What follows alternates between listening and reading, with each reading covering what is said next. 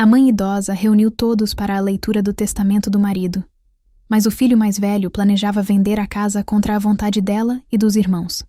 Porém, a enfermeira que cuidou do marido dela em seus últimos dias disse: "Não acredite neste testamento." "Mas, mãe, é o melhor para você." Gustavo insistiu, a voz dele soando falsamente preocupada, quase ensaiada. "Ficar nesta casa, com todas as lembranças do papai, é demais para a senhora aguentar. A senhora precisa de paz." Eu apertei minhas mãos no colo, as unhas curtas cravando na palma. "Eu me chamo Paula. Tenho 60 anos, e estávamos na sala de estar. A nossa sala de estar. A mesma sala onde Pierre, meu amado marido, sentou naquela poltrona de couro marrom todas as manhãs, por 40 anos, para ler o jornal. O cheiro dele ainda estava aqui, um leve aroma de sândalo do seu sabonete e o cheiro de café forte que ele tanto gostava. Faziam apenas alguns dias desde que o perdemos. Alguns dias desde que o silêncio desta casa se tornou pesado, definitivo. E agora, no dia da leitura do testamento, meu filho mais velho só falava em vender. "Eu não quero vender, Gustavo," eu disse, minha voz mais firme do que eu me sentia. Meu coração estava em 1000 pedaços, mas minha vontade, não. Esta casa é a lembrança dele, e eu não vou abrir mão disso. Alberto, meu filho do meio, o mais parecido com o pai na calma e na sensatez, colocou a mão no meu ombro. "Gustavo, a mamãe já disse que não. Por que você está forçando isso agora? O advogado nem chegou." "Estou pensando no futuro," Gustavo retrucou, ajeitando a gravata cara que ele usava. Ele sempre parecia pronto para uma reunião de negócios, nunca para um momento em família. "É um patrimônio parado. A dor passa, mãe, mas o dinheiro ajuda a construir coisas novas. Pense nisso." Luana, minha filha mais nova, minha caçula, balançou a cabeça. Os olhos dela estavam vermelhos e inchados de tanto chorar nos últimos dias. "Pai mal se foi e você já está falando de dinheiro? Que tipo de filho é você? Nós não queremos coisas novas. Nós queremos a nossa casa." A tensão era grossa, quase podia ser cortada com uma faca. Gustavo sempre foi diferente, ambicioso. Enquanto Alberto se tornou professor e Luana, artista, Gustavo foi para o mundo das finanças. Ele sempre viu o mundo em números, em lucros e perdas. E agora, ele olhava para a casa onde cresceu, para o lar que eu e Pierre construímos tijolo por tijolo, e tudo o que ele via era um patrimônio parado. Desde o funeral, ele vinha com essa conversa. "Mãe, a casa é muito grande só para a senhora." "Mãe, a manutenção é cara." "Mãe, a área está valorizando. É a hora de vender." Ele dizia que era pela minha dor, para me poupar das memórias, mas eu conhecia meu filho. Eu via o brilho nos olhos dele. Não era preocupação, era pressa. Essa casa era minha vida. Pierre e eu compramos este terreno quando não tínhamos quase nada. Eu me lembro de nós dois sentados no chão da sala vazia, comendo pizza em caixas de papelão, sonhando com os filhos que teríamos. Eu plantei cada rosa naquele jardim. A marca na parede da cozinha, onde medíamos a altura das crianças todos os anos, ainda estava lá. Gustavo foi o primeiro a ultrapassar a marca do pai. Pierre amava esta casa mais do que tudo. Ele dizia que era nossa fortaleza. Nos últimos meses, quando ele adoeceu, ele passava horas na varanda, apenas olhando o jardim. Ele me fez prometer. "Cuide da nossa casa, Paula. Cuide das nossas raízes." E agora, Gustavo queria arrancar essas raízes. Ele está apenas tentando ser prático, Luana. Gustavo disse com um tom de superioridade, como se falasse com uma criança. "Alguém precisa ser. Vocês dois." Ele olhou para Alberto e Luana. "São muito emotivos. Papai sempre soube que eu era o único com cabeça para negócios." "Negócios? Estamos falando do nosso lar, Gustavo." Alberto retrucou, a voz dele começando a subir. "Parem os dois." Eu pedi, sentindo a dor de cabeça latejar. "Hoje já é um dia difícil o suficiente. Não vamos brigar." Gustavo deu um suspiro dramático. Tudo bem, mãe. Mas pense no que eu disse. É o melhor. Eu não disse nada. Apenas olhei para a foto de Pierre na estante. O sorriso dele parecia zombar da situação. O que você faria, meu amor? A campainha tocou. Meu estômago gelou. Era o advogado. Margarete, nossa empregada e amiga, que estava conosco há mais de 30 anos, foi atender. Ela tem 70 anos, é uma senhora baixa, forte.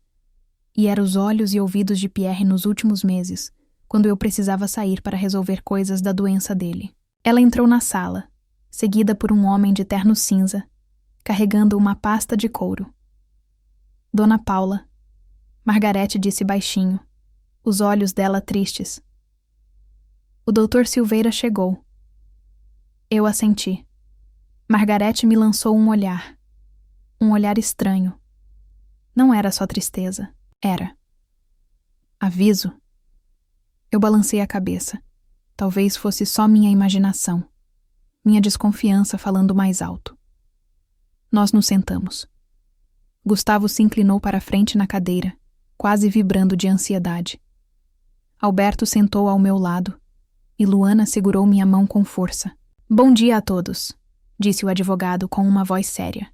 Estamos aqui, como solicitado pelo Sr. Pierre, para a leitura de seu último testamento. Sinto muito pela perda de vocês. Gustavo pigarreou. Vamos a isso, doutor. Temos muito o que organizar. Eu fechei meus olhos. A desconfiança que eu sentia não era mais um leve incômodo. Era um alarme soando alto dentro do meu peito. Gustavo estava com pressa demais, e Pierre, meu marido, que amava esta casa e amava Alberto e Luana tanto quanto amava Gustavo, nunca faria nada para nos machucar. Ou será que faria? A dúvida era um veneno frio. O advogado abriu a pasta. O silêncio na sala era absoluto, quebrado apenas pelo tic-tac do relógio de pêndulo que Pierre ganhou do pai dele. O mesmo relógio que Gustavo, quando criança, sempre tentou desmontar. O Dr. Silveira ajeitou os óculos na ponta do nariz e começou a ler. As palavras eram formais, frias, muito diferentes do homem caloroso que Pierre foi. Ele falou sobre pequenas quantias em dinheiro para alguns primos distantes. Doou sua coleção de livros antigos para a biblioteca municipal, algo que nos fez sorrir tristemente, lembrando de como ele amava aqueles livros. Até ali, tudo parecia normal. Pierre sempre foi generoso e organizado. Então, o advogado chegou à parte principal, a divisão dos bens maiores. Nossas economias, os investimentos que fizemos ao longo da vida, tudo seria dividido igualmente, entre mim e os 3 filhos, com a maior parte ficando para garantir meu conforto, como sempre combinamos. Eu balancei a cabeça, concordando. Era exatamente o que esperávamos. E finalmente, disse o Dr. Silveira, fazendo uma pausa que pareceu durar uma eternidade. No que diz respeito ao imóvel residencial situado na Rua das Acácias, número 45, meu coração parou. Luana apertou minha mão com tanta força que quase doeu. O falecido Sr. Pierre determina que a propriedade integral do imóvel seja transferida, única e exclusivamente, para seu filho primogênito, Gustavo Henrique A., quem ele confia a administração total do bem, podendo dispor dele como melhor lhe convier, sem restrições. O silêncio que se seguiu foi ensurdecedor. Era como se todo o ar tivesse sido sugado da sala. O quê? Alberto foi o primeiro a falar, a voz falhando. Isso não pode estar certo. Eu não conseguia respirar. Olhei para o advogado, esperando que ele dissesse que era um engano, que ele tinha lido a linha errada. Pierre, meu Pierre, deixar a nossa casa, o nosso santuário, apenas para Gustavo? Sabendo o quanto ele queria vendê-la? Dr. Silveira, eu disse, minha voz saindo como um sussurro rouco. Por favor, leia de novo.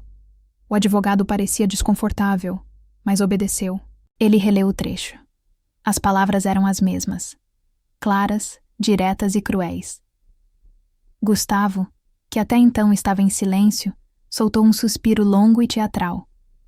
Ele balançou a cabeça como se estivesse surpreso, mas eu vi. Eu vi o pequeno sorriso que ele tentou esconder mordendo o lábio inferior. Nossa! Gustavo disse, colocando a mão no peito. Eu não esperava por isso. Papai. Ele deve ter percebido que eu era o único capaz de tomar as decisões difíceis. Decisões difíceis? Luana explodiu, levantando-se da cadeira. Ele sabia que você queria vender. Ele nunca concordaria com isso. Pai amava esta casa. Luana, acalme-se, Gustavo disse, com aquela voz mansa que me dava arrepios. Papai provavelmente sabia que vocês não teriam coragem de fazer o que é necessário. Ele confiou em mim para cuidar do patrimônio da família. É uma responsabilidade enorme que ele me deu. Responsabilidade? Alberto retrucou, vermelho de raiva. Você só vê cifrões, Gustavo. Sempre foi assim. Mãe, isso não faz sentido. O pai conversou com a gente no Natal passado. Ele disse que a casa ficaria para a senhora enquanto vivesse, e depois seria nossa, dos 3. Eu me lembrava dessa conversa. Nós 4 na mesa da ceia, rindo. Pierre ergueu um brinde e disse exatamente isso. Como ele poderia ter mudado de ideia tão drasticamente sem me dizer? Será que eu não conhecia meu próprio marido? Essa dúvida doía mais do que qualquer coisa. O testamento é datado de 3 meses atrás, informou o Dr. Silveira, olhando para o documento. Foi devidamente assinado e testemunhado, 3 meses atrás. Pierre já estava doente, mas ainda lúcido. Gustavo tinha passado muito tempo com ele nessa época, ajudando com a papelada médica. Meu estômago revirou ao pensar nisso. Eu não entendo, murmurei, sentindo as lágrimas quentes escorrerem pelo meu rosto. Por que ele faria isso? Ele sabia que eu queria ficar aqui. Gustavo se levantou e veio até mim, colocando a mão no meu ombro. Eu tive vontade de tirar a mão dele dali, mas estava fraca demais, chocada demais. Mãe, não chore. Papai sabia o que estava fazendo. Ele sabia que a senhora ficaria presa às lembranças aqui, sofrendo. Ele me deu a chave para libertar a senhora disso. É um ato de amor, no fundo. Aquelas palavras soavam tão falsas que me davam náuseas. Ato de amor? Tirar meu teto, meu refúgio, era um ato de amor? Nós podemos contestar isso, disse Alberto, olhando para o advogado. Não podemos? Papai estava tomando muitos remédios. Talvez ele não estivesse. Alberto! Eu o cortei, a voz firme apesar das lágrimas. Não vamos arrastar o nome do seu pai para um tribunal. Não vamos dizer que ele estava fora de si. Mas, mãe, Luana protestou. Se essa foi a última vontade do seu pai, eu disse, engolindo em seco, cada palavra como um pedaço de vidro na minha garganta. Então nós vamos respeitar. Pierre sempre foi um homem justo. Se ele fez isso, deve ter tido um motivo que nós não estamos vendo agora. Eu precisava acreditar nisso. Precisava acreditar que meu marido não tinha me traído no final. Gustavo sorriu. Um sorriso vitorioso. Obrigado, mãe. Sabia que a senhora entenderia. Eu vou cuidar de tudo. Prometo que vou conseguir o melhor preço possível. A senhora vai poder comprar um apartamento lindo, moderno, sem problemas de infiltração ou goteiras. Ele já estava falando em vender. O corpo do pai mal tinha esfriado. O testamento mal tinha sido lido. E ele já falava em preço. Eu olhei para Margarete, que estava no canto da sala. Ela não tinha dito uma palavra desde que o advogado começou a ler. Ela estava pálida, com as mãos apertadas no avental. Seus olhos estavam fixos em Gustavo, com uma expressão que eu nunca tinha visto antes. Era uma mistura de medo e uma raiva profunda. Quando nossos olhares se cruzaram, ela desviou o dela rapidamente, baixando a cabeça. Aquilo foi estranho. Margarete sempre foi minha confidente. Sempre tivemos uma troca de olhares que dizia tudo sem precisar de palavras. Por que ela estava desviando o olhar agora? O Dr. Silveira terminou os procedimentos burocráticos, visivelmente desconfortável com o clima pesado na sala. Quando ele saiu, a casa parecia diferente. Não parecia mais minha. Parecia que eu era uma visita indesejada esperando a hora de ir embora. Gustavo esfregou as mãos animado. Bom, agora que está tudo esclarecido, Eu já tenho algumas ligações para fazer. Não podemos perder tempo. O mercado imobiliário é volátil. Ele saiu da sala para atender o celular, deixando eu, Alberto e Luana sozinhos no silêncio devastador da nossa antiga sala de estar. Nós nos abraçamos, chorando, não só pela morte do pai agora, mas pela perda do nosso lar e pela sensação amarga de traição que pairava no ar. Mas eu mal sabia que a verdadeira traição ainda estava por ser revelada. E ela não vinha de Pierre. Gustavo não perdeu um segundo.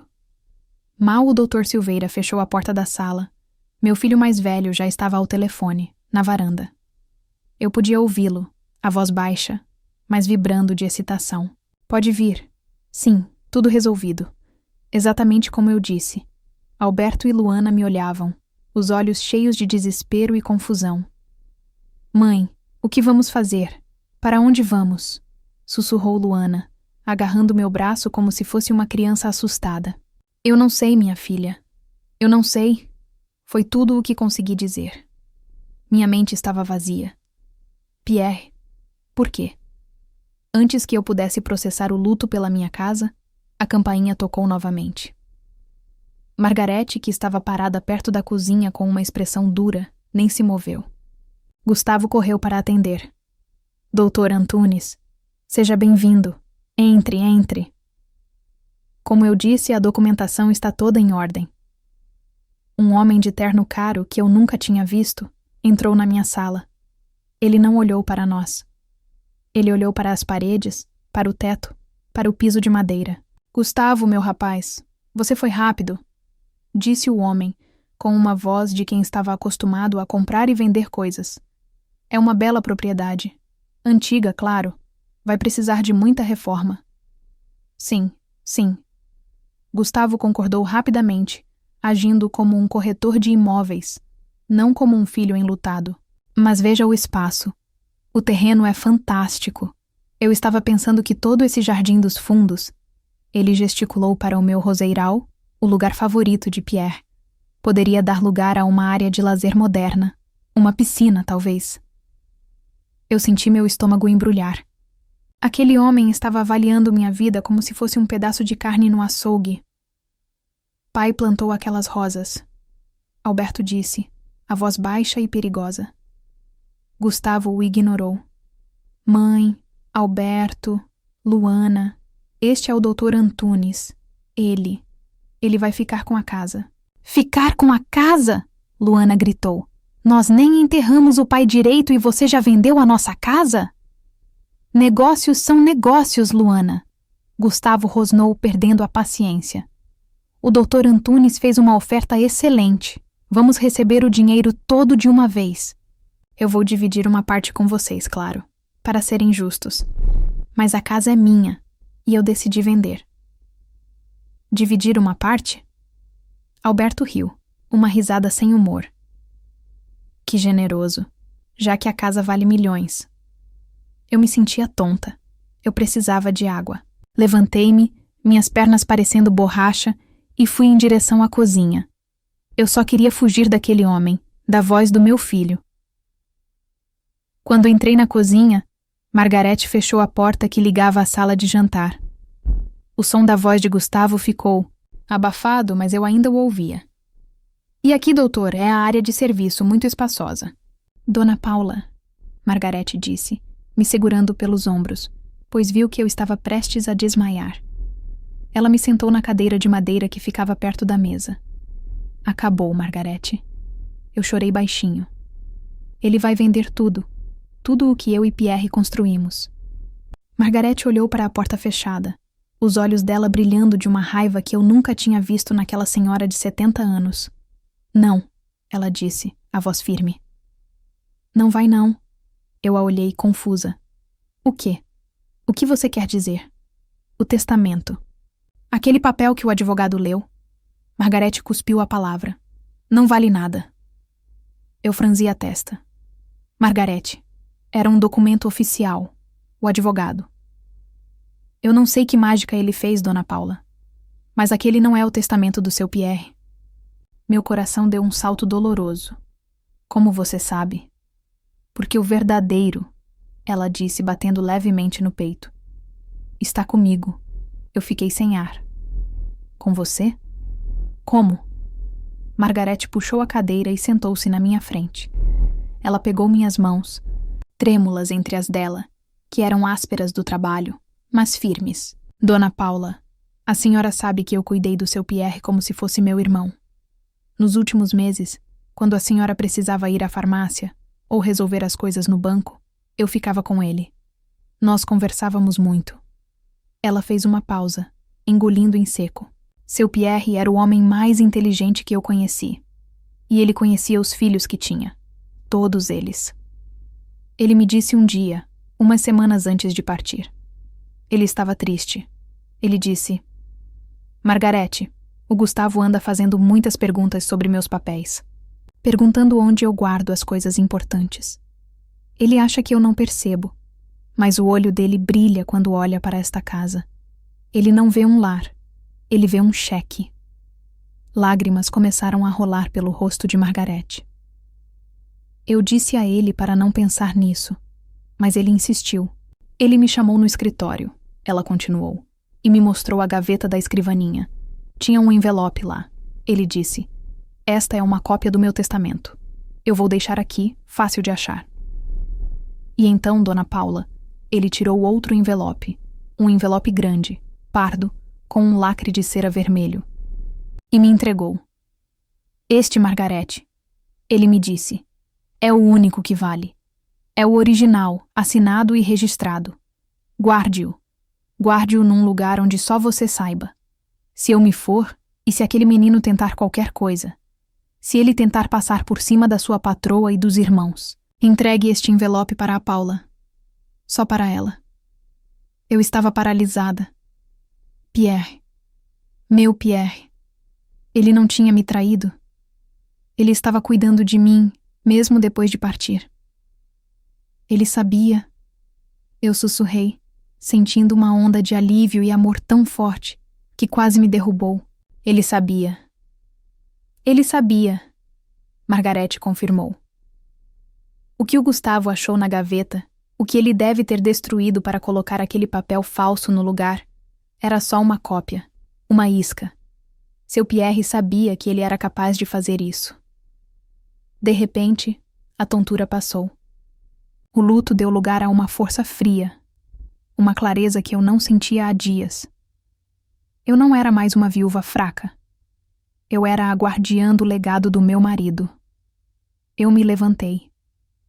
Onde está Margarete? Na minha casa. No fundo falso da minha caixa de costura. Ninguém nunca mexe lá. Vá, eu disse, minha voz soando como aço. Vá buscar agora. Use a porta dos fundos. Seja rápida. Margarete assentiu, tirou o avental e saiu correndo pela porta dos fundos, em direção à sua casinha, que ficava no fim do terreno. Eu respirei fundo. Abri a porta da cozinha. Na sala, Gustavo estava rindo, apertando a mão do comprador. Então estamos combinados, Dr. Antunes. Meu advogado pode redigir o contrato de compra e venda hoje mesmo. Gustavo, eu chamei. Minha voz estava tão diferente que todos pararam e olharam para mim. Alberto e Luana me olharam com surpresa. Gustavo sorriu, um sorriso falso. Mãe, que bom. O Dr. Antunes já ia sair. Eu vou levá-lo ao banco para... Dr. Antunes, eu disse, caminhando calmamente até o centro da sala. Eu lamento que o senhor tenha perdido seu tempo, mas esta casa não está à venda. O sorriso de Gustavo desapareceu. Mãe, o que é isso? Uma brincadeira? Nós já conversamos. O testamento. Ah, sim, eu disse, olhando fundo nos olhos dele. O testamento. Vamos falar sobre ele. Gustavo ficou pálido. Ele viu algo no meu rosto que o assustou. Mãe, a senhora está confusa. O luto. Eu nunca estive tão lúcida em toda a minha vida, Gustavo. Eu disse. Naquele exato momento, a porta dos fundos se abriu e Margarete entrou. Ela caminhava devagar, mas com uma dignidade de rainha. Em suas mãos, ela carregava um envelope pardo, grande, com um selo de cera vermelho intacto. Ela parou ao meu lado e me entregou o envelope. Eu o peguei. O peso dele era real. Era a última mensagem de Pierre. Gustavo olhou para o envelope e seu rosto ficou branco como papel. Ele deu um passo para trás. Ele sabia o que era. O que é isso? Ele gaguejou. Isso não é nada. É lixo velho! Não, Gustavo. Eu disse, me virando para o Dr. Antunes, para Alberto e para Luana. Isto, eu levantei o envelope. É o verdadeiro testamento do meu marido. O ar na sala ficou parado. Os olhos de Gustavo estavam fixos no envelope pardo em minhas mãos, no selo de cera vermelho que brilhava sob a luz da manhã, o selo que Pierre usava em todos os seus documentos importantes. Mãe, isso é ridículo. Gustavo tentou rir, mas o som saiu estrangulado. De onde essa velha tirou isso? Do lixo? Dr. Antunes, me desculpe, minha mãe está... Ela não está bem. O Dr. Antunes, o comprador, olhou de Gustavo para mim. Ele era um homem de negócios e podia farejar problemas. Senhor Gustavo, o que está acontecendo aqui? O senhor me garantiu que a documentação era limpa. E é, Gustavo insistiu, dando um passo em minha direção. Mãe, me dê isso. Não vamos passar vergonha na frente das visitas. Eu ergui minha mão, parando-o. Fique onde está, Gustavo. Meu corpo tremia, mas não era de medo. Era de uma raiva fria e justa. Eu me virei para Alberto e Luana, que me olhavam com uma mistura de choque e esperança. Eu disse, minha voz ecoando na sala silenciosa. É o motivo pelo qual seu pai parecia tão em paz nos últimos dias. Ele sabia. Com o dedo quebrei o lacre de cera. O som pareceu alto como um tiro. Desdobrei os papéis. Não era a caligrafia de um advogado. Era a letra de Pierre. Firme, clara, inconfundível. Gustavo começou a suar. Isso não é legal. O testamento foi lido por um advogado. O testamento que você deu ao advogado, Margarete disse, sua voz tranquila, mas cortante. O que o senhor pegou da gaveta, depois de arrombar o cadeado, achando que ninguém via. Gustavo engasgou. Ele olhou para Margarete como se quisesse que ela desaparecesse. Eu não preciso ler tudo, eu disse, passando os olhos pelas palavras do meu marido. Lágrimas encheram meus olhos, mas desta vez eram de gratidão. Vou ler apenas a parte que interessa a todos. Eu respirei fundo e li, minha voz ganhando força a cada palavra. Ao meu filho mais velho, Gustavo Henrique, eu li. Deixo a quantia de 50 mil reais. Que este dinheiro, ganho com o suor do meu trabalho honesto, sirva para lembrá-lo que o valor de um homem não está no que ele acumula, mas no que ele constrói com amor. Espero, meu filho, que um dia você entenda isso. Gustavo balançou a cabeça descrente. 50 mil? Isso é uma piada. A casa vale milhões. Continue, mãe. Luana pediu, os olhos brilhando. Quanto à nossa casa, eu continuei, minha voz embargando de emoção. O lar que eu e minha amada Paula construímos e onde criamos nossos filhos, ela permanece integralmente com Paula. Ela é a dona e senhora desta casa enquanto viver. Ninguém, nem mesmo eu do além, tem o direito de tirá-la de seu refúgio. Eu parei para respirar. Alberto soltou um soluço de alívio e abraçou Luana. Somente após a minha morte, eu li a linha final sobre a casa. A propriedade poderá ser vendida. E isso só acontecerá se for a vontade da maioria dos nossos filhos, Alberto e Luana. A voz de Gustavo, neste assunto, não terá peso. Silêncio. Gustavo parecia ter levado um soco. Ele estava pálido, boquiaberto. O Dr. Antunes, o comprador, bufou. Então o senhor me trouxe aqui para uma farsa, disse o Dr. Antunes, ajeitando o paletó. O senhor me fez perder tempo, senhor Gustavo. O senhor tentou me vender uma propriedade que não é sua. Isso é grave. Não, espere. Dr. Antunes, nós não podemos nada. O homem o cortou. Eu não faço negócios com pessoas do seu tipo. Ele olhou para mim e fez um breve aceno de cabeça. Minhas desculpas pela intrusão, senhora. E meus pêsames. O homem saiu batendo a porta da frente. Gustavo estava encurralado. A máscara de filho preocupado tinha caído, revelando o rosto feio da ganância. Como vocês puderam? Ele gritou olhando para mim e para Margarete. Vocês armaram isso contra mim. E você? Ele apontou para Margarete. Sua velha intrometida. Você não passa de uma empregada. Ela é da família. Alberto rosnou dando um passo à frente protegendo Margarete. Mais família do que você provou ser, Gustavo, eu disse. A raiva tinha passado. Tudo o que eu sentia era um cansaço profundo e uma tristeza infinita. Você quebrou a gaveta do seu pai. Você trocou o testamento dele. Você mentiu para seus irmãos. Você tentou colocar sua própria mãe na rua. Eu me aproximei dele. Ele era mais alto do que eu. Mas naquele momento, parecia pequeno. O que nós fizemos com você, Gustavo? Onde foi que eu e seu pai erramos tanto? Erraram? Ele zombou, mas seus olhos estavam assustados. Vocês erraram em serem fracos, em se apegarem a coisas velhas, a tijolos. Isso é só dinheiro parado. Dinheiro que eu poderia usar. Eu mereço mais do que 50 mil. Merece? Eu perguntei calmamente. Você não merece nem o ar que respira nesta casa. O seu pai viu o seu coração, Gustavo. Ele viu essa sujeira, essa ganância. E ele tentou lhe dar uma última lição, mesmo depois de morto. E você nem assim aprendeu. Eu não preciso das suas lições. Não, eu concordei. Você não precisa, mas também não precisa de nós. E nós definitivamente não precisamos de você.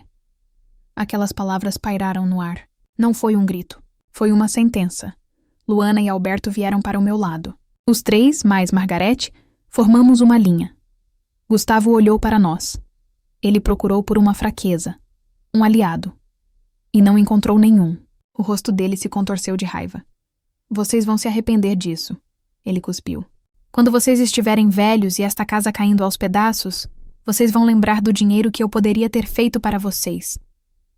Nós teremos uns aos outros, Luana disse, a voz firme. E teremos nossas memórias. Coisas que você vendeu há muito tempo. Eu apontei para a porta que o Dr. Antunes tinha acabado de usar. Pegue suas coisas, Gustavo, e saia da minha casa. Ele me olhou chocado. Mãe, o quê? A senhora está me expulsando? Seu pai lhe deixou 50 mil reais. Eu disse, minha voz sem emoção. É mais do que muitos pais deixam. Use esse dinheiro para recomeçar. Longe daqui. Longe das pessoas que você tentou destruir. Ele ficou ali por um longo momento, percebendo que tinha perdido. Não era só a casa, não era só o dinheiro. Ele tinha perdido tudo. Ele se virou, sem dizer mais uma palavra, subiu as escadas batendo os pés e, alguns minutos depois, desceu com uma pequena mala. Ele não olhou para nós quando saiu, apenas bateu a porta com força. O som ecoou. E então, silêncio. Eu caí na poltrona de Pierre, o testamento verdadeiro ainda em minhas mãos. O cheiro dele parecia mais forte agora. Margarete colocou uma mão em meu ombro. Alberto e Luana sentaram no chão, aos meus pés, e encostaram suas cabeças em meus joelhos.